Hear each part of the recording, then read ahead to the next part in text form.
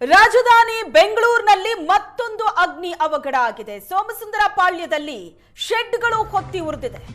ಮಧ್ಯರಾತ್ರಿ ಹೊತ್ತಿದ ಬೆಂಕಿಗೆ 12 ಶೆಡ್ಗಳು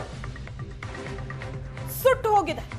ಪಶ್ಚಿಮ ಬಂಗಾಳ ಮೂಲದವರು ವಾಸವಾಗಿದ್ದಂತಹ ಶೆಡ್ ಇದು. ಆದರೆ ಇಲ್ಲಿ ವಾಸವಾಗಿದ್ದವರೆಲ್ಲ ಪಶ್ಚಿಮ ಬಂಗಾಳದ ಚುನಾವಣೆಗೆ ಅಂತ ಹೋಗಿದ್ರಿಂದ ಭಾರಿ ಅನಾಹುತ ತಪ್ಪಿದೆ. ಬಂಡೆಪಾಳ್ಯ ಪೊಲೀಸರು ಭೇಟಿ ನೀಡಿ ಪರಿಶೀಲನೆ ನಡೆಸಿದ್ರು. ರಾಜಧಾನಿ ಬೆಂಗಳೂರಿನಲ್ಲಿ ನಡೆದಂತ ಮತ್ತೊಂದು ಅಗ್ನಿ ಅವಘಡದ ದೃಶ್ಯ ಇದು. ಹೊತ್ತಿ ಉರಿದಿದೆ 12 ಶೆಡ್ಗಳು.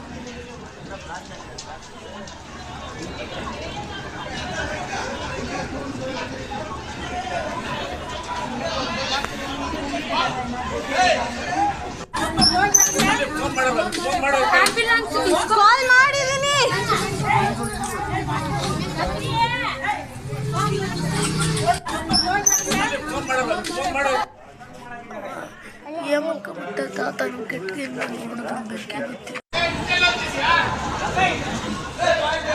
ಸಾಲು ಸಾಲು ಅಗ್ನಿ ಅನಾಹುತಗಳಾಗ್ತಾ ಇದೆ. ಬೆಂಗಳೂರಿನಲ್ಲಿ ಆದಂತ ಮತ್ತೊಂದು ಅಗ್ನಿ ಅವಘಡದ ದೃಶ್ಯ ಇದು.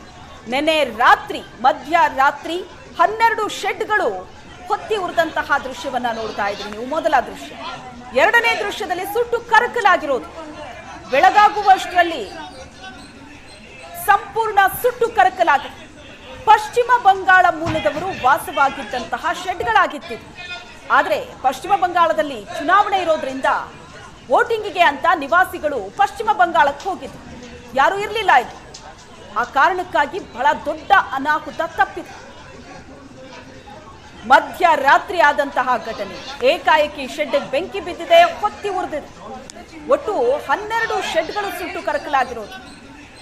ಬೆಂಗಳೂರಿನ ಸೋಮಸುಂದರ ಪಾಳ್ಯದಲ್ಲಿ ಆದಂತ ಘಟನೆ. ಮಧ್ಯರಾತ್ರಿ ಬೆಂಕಿ ಧಗಧಗಿಸ್ತಾ ಇರೋ ದೃಶ್ಯ ನೋಡ್ತಾ ಇದ್ರಿ ನೀವು. ಇಡೀ ಶೆಡ್ ಸುಟ್ಟು ಕರಕಲಾಗಿರೋದು.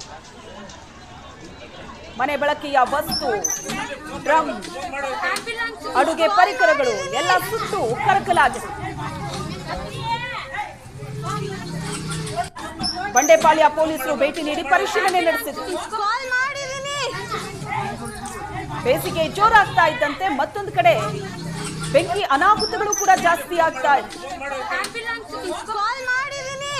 ಸಾಲು ಸಾಲು ಬೆಂಕಿ ಅವಘಡದ ಸುದ್ದಿಯನ್ನೇ ನಾವು ನೋಡ್ತಾ ಇದ್ದೀವಿ. ನೆನೆ ಅಷ್ಟೇ ನಂದಿನಿ ಲೇಔಟ್ನಲ್ಲಿ ನಡೆದಂತ ಒಂದು ಬೆಂಕಿ ಅವಘಡದ ಸುದ್ದಿ ನೋಡಿದ್ವಿ. ಈಗ ಮತ್ತೆ ಬೆಳಗಾಗುವಷ್ಟರಲ್ಲಿ ಬೆಂಗಳೂರಿನ ಸೋಮಸುಂದರ ಪಾಳ್ಯದಲ್ಲಿ ಆದಂತ ಬೆಂಕಿ ಅನಾಹುತ.